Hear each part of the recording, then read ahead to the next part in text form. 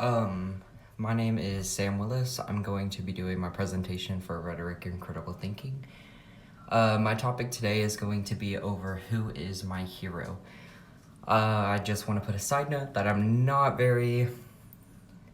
would say that I'm moderately good, but I'm not the best at public speaking or speaking English at all, even though it's my first and only language. But just bear with me and I'm going to try my hardest. Let's go ahead and begin. So what makes a hero? When the word hero is said, many think of Batman, Spider-Man, or any fictional superhero.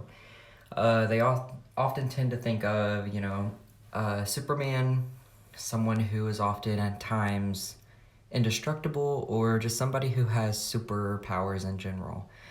I tend to think of a person who is selfless, caring, accepting, and who always, no matter the circumstances, chooses me. In this case, my mom is my hero. Picture to the left is a semi-current picture we had in Colorado when we went hiking, and that is my beautiful mother. Why? I did not want to get too deep. I still plan not to because, everyone has their ups and downs, their trials with growing up.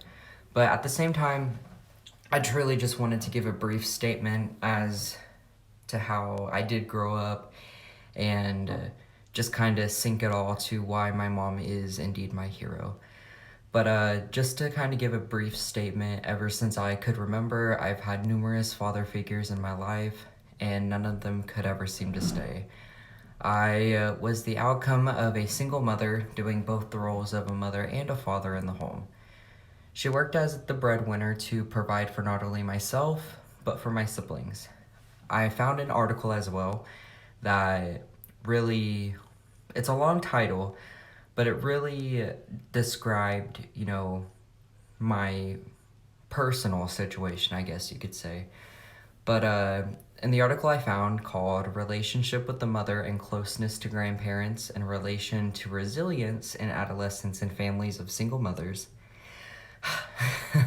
Significance of the Absence of the Father, It talks about the outcomes children tend to have from being the result of a single parent, and how instead of a fatherly figure, children tend to cling to their grandparents. In this case, it was absolutely, definitely true with me. My mother and my grandmothers and I are absolutely inseparable, no matter what. I went searching for my missing piece, and to this day, I would consider one of my grandmothers as my second parent due to the absence of my fathers throughout my life.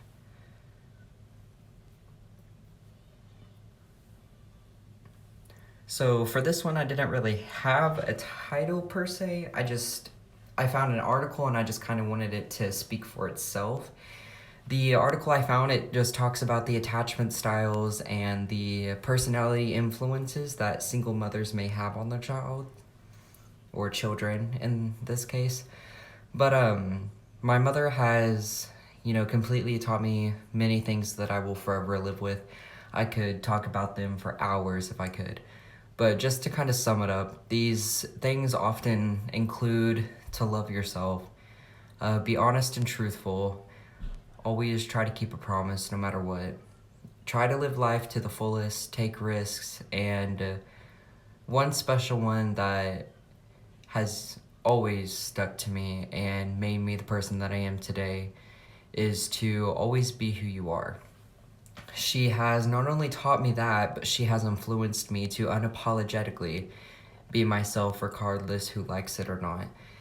That was kind of a big step I had to take, only because of, with me transitioning and being disowned by a lot of my conservative family members. It hurt, but I had to take that advice and learn how to, again, unapologetically be myself regardless whoever likes it or not. She also taught me that someone is always going to have a problem with you, so why not be yourself when they find reasons to do so.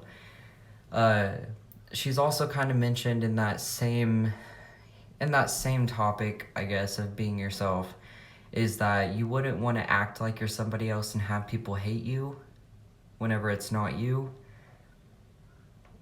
Whenever you could just be yourself and then just have people hate you for no reason. I don't know if that made sense, but it always stuck with me. But anyways, back to it. My mother has always been my number one supporter and has shown me how to love others, be compassionate and understanding as well as positive, and to always wear a smile, just always. She also had me at 17, so I not only grew up with her, but she was my first best friend. Being a single mother isn't a bad thing, and society tends to put a harsh and negative attitude towards it. She sacrificed a full scholarship to colleges, and she sacrificed many sleepless nights to just come for me when I needed her the most. No matter the choices I make or the paths that I do indeed take, she's always there. I can always trust her to be right by my side no matter what. So, in this whole case, my mom is absolutely, definitely my hero. This is my works cited. I put down both of the articles that I referenced to, and I kind of talked about a bit. This is going to include my presentation, and I just want to say thank you for taking the time to listen to it and to listen to my story.